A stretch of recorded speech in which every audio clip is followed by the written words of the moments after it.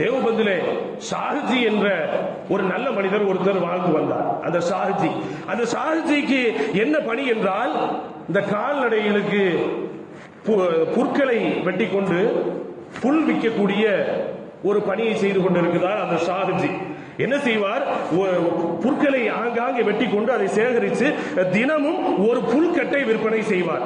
ஒரு புல்கட்டு விற்றால் 6 பைசா அவருக்கு கிடைக்கும். அந்த ஷாஹிஜி அவர்களுக்கு தேவபந்தில் இருந்தவர் 6 பைசா கிடைக்கும். அந்த 6 பைசாவை ஒரு புல்கட்டை விற்றுவிட்டு 6 பைசாவை என்ன செய்வார் என்றால் 2 பைசாவை குடும்பத்திற்கு செலவு செய்வார், 2 பைசாவை தர்மம் செய்வார், 2 பைசாவை சேகரித்து வைப்பார். அவரிடத்திலே புல்கட்டு வாங்குவதற்கு போட்டி போடுவார்கள். ஏனென்றால் பரக்கத்தான் அவரிடத்தில் பரக்கத்தை உணர்ந்தவர்கள் அந்த வாடிக்கையாளர்கள் அந்த புல்கட்டை வாங்குவதற்கு அவ்வளவு போட்டிகளாக இருக்கும். அந்த 2 பைசாவை தினமும் சேகரித்து வைக்கிறாரே, ஒரு வருடம் ஆனதும் என்ன செய்வார் என்றால், அந்த சேகரித்து வச்ச அந்த 2 பைசாவை ஒரு வருடம் ஆனவுடன் ஒரு தொகையாக இருக்கும். அந்த ஊர் மக்களை கொஞ்சம் பேர் என்ன செய்வார், விருந்துக்கு அழைப்பு கொடுப்பார். விருந்துக்கு அழைப்பு கொடுத்து அவர்களுக்கு வயிறார உணவு கொடுப்பார்.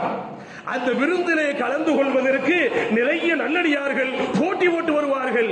ஷாஹிஜி எப்பொழுது விருந்துக்கு அழைப்பு கொடுப்பாரோ அந்த விருந்தில் கலந்து கொள்ள வேண்டுமே என்று நிறைய நல்லடியார்கள் போட்டி போட்டு அந்த விருந்தில் கலந்து கொள்வார்கள். ஏனென்றால் ஷாஹிஜியினுடைய விருந்தில் கலந்து கொண்டு அந்த உணவை உண்டால் 40 நாட்கள் அமல்கள் செய்வதற்கு, இபாதத் செய்வதற்கு அவ்வளவு சந்தோஷமாக இருக்கிறது, அவ்வளவு மகிழ்ச்சியாக இருக்கிறது. அமல்கள் செய்வதிலே பின்வாங்குதல், ஒரு சோம்பேறித்தனம் என்பது, ஒரு பலகீனம் என்பது 40 நாட்கள் இருப்பதில்லை.